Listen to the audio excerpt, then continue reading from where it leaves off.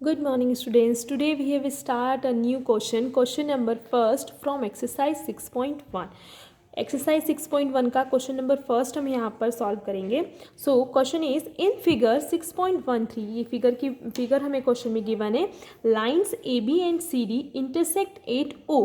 To lines है. अब lines की बात हो रही है तो हमारे माइंड में लीनियर पेयर पहले से आ जाना चाहिए. ठीक है, तो A B and C D, तो A B and C D two lines हमें गिवन है जो इंटरसेक्ट कर रही है ओ पर. ठीक है, तो ए बी भी हमारी स्ट्रेट लाइन है और सी डी भी हमारी स्ट्रेट लाइन है. इफ, और ये हमें गिवन भी है. Okay, if angle A O C plus angle B O E, A O C और बी ओ ई, इन दोनों एंगल्स का सम हमें गिवन है. प्लस कितना है इन दोनों का 70 डिग्री. हमें सेपरेटली नहीं पता है कि ये कितने होंगे, बट दोनों का सम हमें पता है कि ये दोनों क्या है 70 डिग्री है. And angle B O D हमें दिया हुआ है यहाँ पर कि एंगल बी ओ डी ये जो है हमारा वो 40 डिग्री है. एंड फाइन बी ओ, अब फाइन करने के लिए बोला है, क्या फाइंड करने के लिए बोला है? Angle B O E, that means B O, ये वाला एंगल हमें फाइंड करने के लिए बोला है.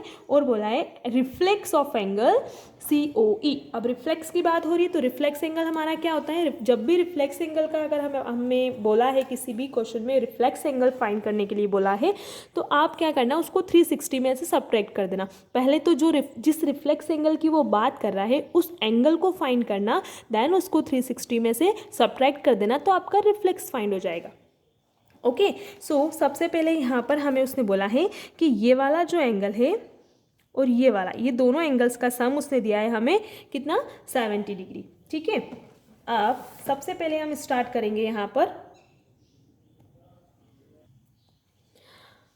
ओके, तो यहाँ पर हमें क्वेश्चन में गिवन है कि बी ओ डी जो है वो हमारा 40 डिग्री है. ठीक है, सबसे, और उसके बाद हम यहाँ पर जो भी हमारे रिमेनिंग जितने भी एंगल्स हैं उनको हम पहले नेमिंग कर लेते हैं.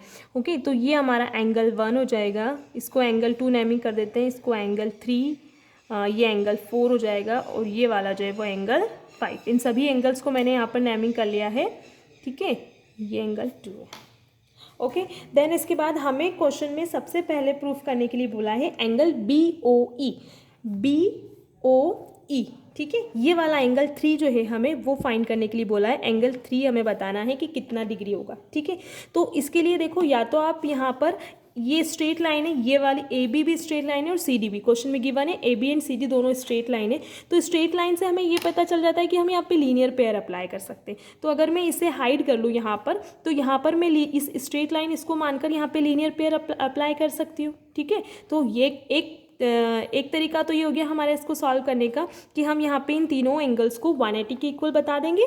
बट हमें यहाँ पर ओनली वन ही, सिर्फ एक ही एंगल, यहाँ पे टोटल 1 2 3 एंगल्स हैं हमारे, 2 3 4 है ना, ये एंगल 2 एंगल 3 एंड एंगल 4.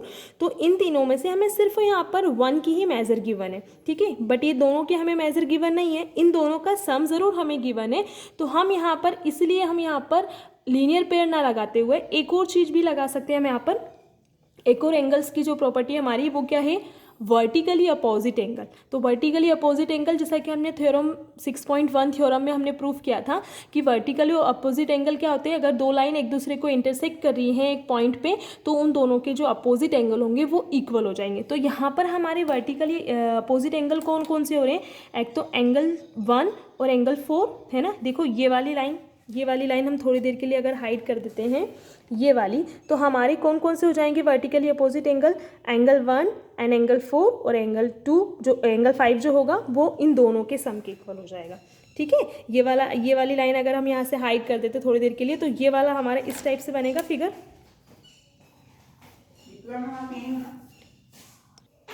तो ये वर्टिकली अपोजिट एंगल है हमारा सी डी और ए बी है ना. तो यहाँ पर ये वाला एंगल इसके इक्वल होगा और ये वाला एंगल इसके इक्वल होगा. तो यहाँ पर ये एंगल 1 और एंगल 4, ये हमारा एंगल 1 है, ये वाला हमारा एंगल 4 है, और यहाँ पर ये हमारा एंगल 5 है, और यहाँ पर मैंने एंगल 2 और एंगल 3 दोनों हैं, तो इन दोनों का सम एंगल 2 प्लस एंगल 3, इन दोनों का सम हमारा किसके इक्वल होगा? Angle 5K। ओके, क्योंकि यहाँ पर टू है ना एंगल्स, ये रे मैंने यहाँ पे थोड़ी देर के लिए हाइड की है, ठीक है। तो अब अगर हमें इसे सॉल्व करना है तो हम वर्टिकली अपोजिट एंगल किसको किसके इक्वल बता सकते हैं, एंगल 1 को एंगल 4 के इक्वल बोल सकते हैं, है ना।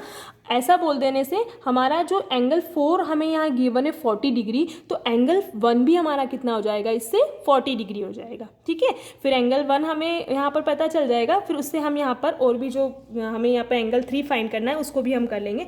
तो सबसे पहले यहाँ पर हम राइट कर लेते हैं, सिंस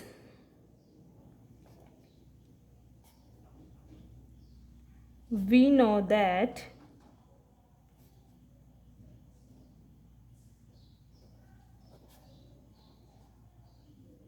vertically opposite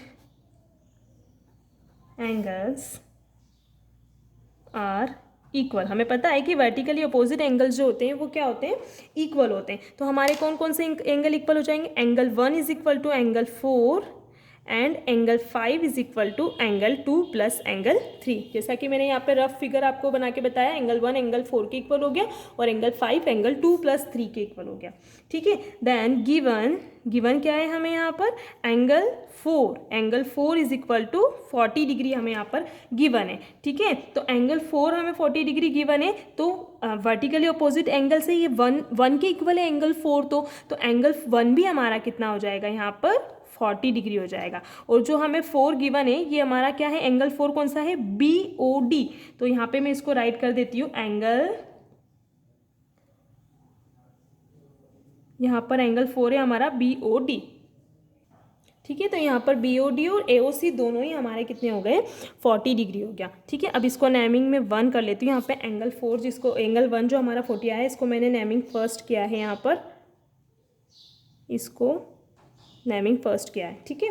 देन इसके बाद हम यहाँ पर बताएंगे, जो हमें एक और चीज़ हमें गिवन है कि एंगल, इन दोनों का सम गिवन है ना हमें, एंगल 1 और एंगल 3 का, इन दोनों का सम हमें गिवन है एंगल 1 प्लस एंगल 3। आप चाहो तो यहाँ पे जो क्वेश्चन में हमें लिखा है वो मैं राइट कर देती हूँ, वो भी राइट कर देते हैं। उसके बाद हम इसको short name AOC plus angle BOE। सबसे पहले नेमिंग कर लेना आप, तो आपके लिए अब AOC और BOE आपको बार बार नहीं राइट करना पड़ेगा, 1 + 3 राइट कर सकते हैं आप, है ना। तो इन दोनों का सम हमें 70 डिग्री गिवन है, तो ये हमें कितना गिवन है, 70 डिग्री, ठीक है। अब यहाँ पे हमें एंगल 1 की वैल्यू पता चल गई इससे, देखो यहाँ पर एंगल 1 और एंगल 3 मिलकर हमारा 70 हो रहा है, और एंगल 1 अभी हमने प्रूफ करा कितना आया, एंगल 1 हमारा 40 डिग्री। तो यहाँ पर वैल्यू पुट कर देंगे हम एंगल 1 की, ओके। तो एंगल 3 इज इक्वल टू 70, ये यहाँ पे इधर LHS से RHS में शिफ्ट हो जाएगा, तो ये कितना आ जाएगा, 70 - 30, 40 इज 30। तो एंगल 3 हमारा यहाँ पर कितना आ गया, 30 डिग्री। देखो एंगल 3 हमें फाइंड करना था,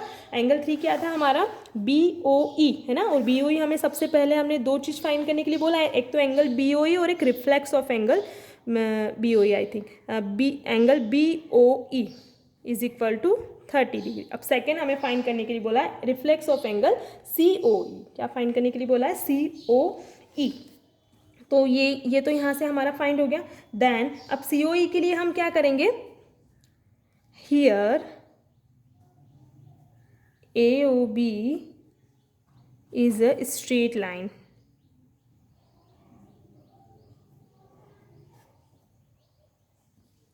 देखो यहाँ पर कौन सा एंगल फाइंड करने के लिए बोला है, COE फाइंड करने के लिए बोला है, ये वाला एंगल हमें फाइंड करने के लिए बोला है, COE, है ना। इसका रिफ्लेक्स एंगल फाइंड करने के लिए बोला है। तो पहले COE पता अगर हमें चल जाए कि COE क्या है, तो COE को हम 360 में से सब्ट्रैक्ट कर देंगे तो हमें रिफ्लेक्स ऑफ एंगल COE पता चल जाएगा, है ना। तो जब भी किसी एंगल का रिफ्लेक्स अगर पूछ रहा है क्वेश्चन में, तो रिफ्लेक्स के पहले उस एंगल की मेजर हमें पता होना चाहिए कि वो एंगल कितने डिग्री का है, ठीक है। तो यहाँ पे रिफ्लेक्स ऑफ एंगल COE बोला है, तो पहले COE हमें पता होना चाहिए कितना है, देन उसके बाद हम उसको 360 में से सब्ट्रैक्ट कर पाएंगे। तो सबसे पहले हम यहाँ पर COE फाइंड करने के लिए, देखो हमें एंगल 1 की मेजर पता चल गया 40 है, और एंगल 3 भी अभी हमने फाइंड करा 30 आया। तो इन दोनों को अगर हम यहाँ पर, इन दोनों की मेजर अगर हमें पता है, तो हम इसको हाइड कर लें और इसको स्ट्रेट लाइन अगर मान लेते हैं, AB को स्ट्रेट लाइन अगर हम सपोज करते हैं, तो यहाँ पर जितने भी एंगल्स बनेंगे उनका सम 180 डिग्री होगा, ठीक है। तो यहाँ पर इन दोनों का सम हमें पता है और ये हमें फाइंड करना है, तो हम क्या करेंगे, इन दोनों के सम को हम सब्ट्रैक्ट कर देंगे 180 में से, तो हमारा एंगल 2 फाइंड आउट हो जाएगा। ठीक है, तो एंगल 2 फाइंड आउट हो जाएगा तो हम उसका रिफ्लेक्स भी फाइंड कर लेंगे। तो यहाँ पे वही मैं राइट कर रही हूँ, here AOB is a straight line, so by linear pair, जब ये स्ट्रेट लाइन है तो आपको फिर डायरेक्ट यहाँ पे लिख सकते हो आप कि AOB स्ट्रेट लाइन है, तो हम यहाँ पर सो बाय लीनियर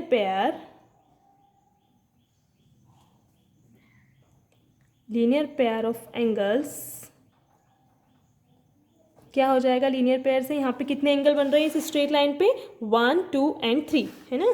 तो angle 1 plus angle 2 plus angle 3 is equal to कितना हो जाएगा, 180 डिग्री। अब एंगल 1 की मेजर हमें 40 गिवन है, एंगल 2 हमें गिवन नहीं है, एंगल 3 हमारे पास 30 हमने प्रूफ किया, देन 180 डिग्री। इन दोनों का सम हमारा कितना है 180, और इन दोनों का सम ये 30 और 40 इधर चले जाएंगे, तो या तो सम करके राइट कर दो या फिर दोनों को राइट कर दो इस टाइप से। ठीक है, फिर यहाँ पर कितना हो जाएगा 180 minus 70, okay, so angle 2 is equal to यहाँ पर हो जाएगा 110। तो ये हमारा एंगल 2, दैट मीन्स हमारा एंगल COE हमें पता चल गया कि कितना है 110। अब हमें इसका रिफ्लेक्स फाइंड करना है। ठीक है, इसका क्या फाइंड करना है, रिफ्लेक्स। तो हम रिफ्लेक्स कैसे फाइंड करेंगे, तो reflex of angle COE is equal to 360 degree minus angle COE। इसको किस में से सब्ट्रैक्ट कर देंगे, 360 में से COE एंगल जो भी हमारा फाइंड हुआ है उसको सब्ट्रैक्ट कर देंगे तो रिफ्लेक्स हमें मिल जाएगा। तो 360 डिग्री माइनस COE कितना है हमारा 110, इसको सब्ट्रैक्ट करेंगे हम तो हमारा यहाँ पर आ जाएगा 250 डिग्री। दैट इज़ यहाँ पे ये angle COE is equal to कितना हो जाएगा हमारा 250। रिफ्लेक्स ऑफ, यहाँ पे रिफ्लेक्स लिख देना, reflex angle COE is equal to 250 degree. ठीक है, तो ये दोनों एंगल्स हमारे यहाँ पर प्रूफ हो गए। आई होप आपको ये क्वेश्चन भी समझ में आया होगा। सबसे पहले आपको यहाँ पे दो ही हमारी प्रॉपर्टी मैन है, एक तो लीनियर पेयर और एक वर्टिकली अपोजिट एंगल। ठीक है, बस इन दो से ही हमारा यहाँ पर हम इजीली किसी भी एंगल की मेजर फाइंड कर पाएंगे, और एडजेसेंट एंगल भी है तो उसका भी यहाँ पर इस क्वेश्चन में यूज़ नहीं है, तो जब भी उसका यूज़ आएगा मैं आपको उसको एक्सप्लेन कर दूंगी। ठीक है, तो आपको पहले वर्टिकली अपोजिट एंगल और ये लीनियर पेयर ऑफ एंगल्स क्या होते हैं वो आपको अच्छे से यहाँ पर क्लियर होना चाहिए, उसके बाद ही आप इन क्वेश्चंस को सॉल्व कर पाओगे। ओके।